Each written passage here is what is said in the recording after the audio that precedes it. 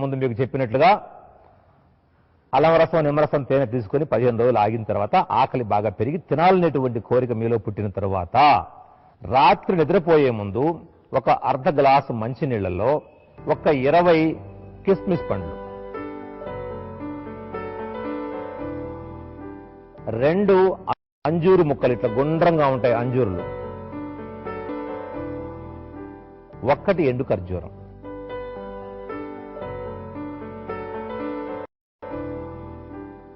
వీటిని చేతుల్లో వేసుకుని కొంచెం ట్యాప్ కింద పెట్టి నీళ్లు తిప్పి కొంచెం బాగా పైన దుమ్ము గిమ్ము లేకుండా ఎదిలించి ఈ మంచి నీళ్ళలో వేసేయండి.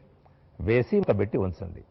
ఉదయం నిద్ర లేచిన తర్వాత మీరు ముఖం కడుక్కోవడం ఈ కార్యక్రమాలు పూర్తయిన వెంటనే ఈ గ్లాస్ తీసుకొని చెంచాతో ఒక్కొక్క పండు నిదానముగా తీసి నోట్లో వేసుకొని హడాబుడి లేకుండా ఆ పండు మొత్తాన్ని మెల్లగా కొరికి కొరికి కొరికి నమిలి నమిలి నమిలి తినాలి. అట్లా అంజూరు ముక్కల్ని కూడా తినాలి. ఎండు ఖర్జూరాన్ని కొరికి లోపల ఉన్న గింజను తీసివేసి ఆ పై బెరడును కొరుకుని తినాలి. తిన్న తర్వాత ఆ గ్లాసులో నీళ్లు మిగులుతాయి. ఈ నీళ్లు బట్టలో వడపోసుకొని ఈ నీళ్లను ఆ తీయగా ఉంటాయి నీళ్లు తాగాలి.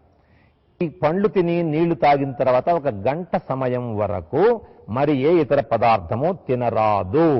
ఇది మీరు ఒక 40 రోజులో 60 రోజులో 100 రోజులో రక్తహీనత యొక్క పరిస్థితిని బట్టి దీన్ని మీరు ఉపయోగించుకుంటూ ఉండాలి. కళ్ళ కింద గుంటలు నిండిపోయేంత వరకు, గుంటలు బూడిపోయేంత వరకు, బొగ్గల మీద మంచి గులాబీ రంగు, సహజమైన గులాబీ రంగు వచ్చేంత వరకు దీన్ని మీరు చేయాలి.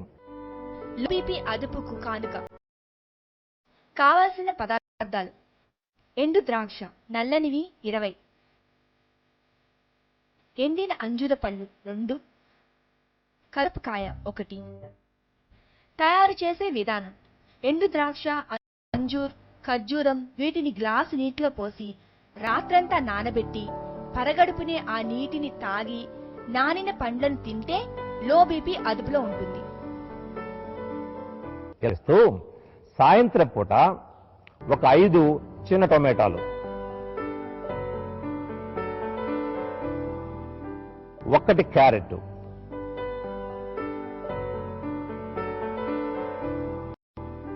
10-15 గ్రాములు బీట్రూట్ ముక్క,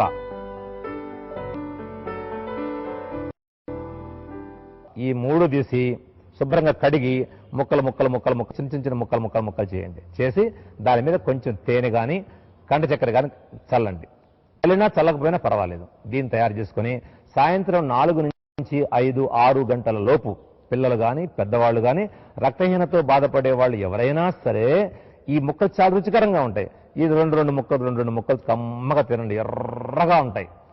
ఈ ఉదయం పూట కిస్మిస్ పండు తిని ఆ నీళ్లు తాగటం, సాయంత్రం టొమాటో, క్యారెట్, బీట్రూట్ ఈ ముక్కలు తినటం, ఇలా చేస్తూ సులభంగా అరిగిపోయేటువంటి జావలాగా గంజిలాగా ఇంతకుముందు మీకు అనేక రకాలుగా చెప్పినటువంటి పదార్థాలను మీరు ఆహారంగా తీసుకుంటూ ఉంటే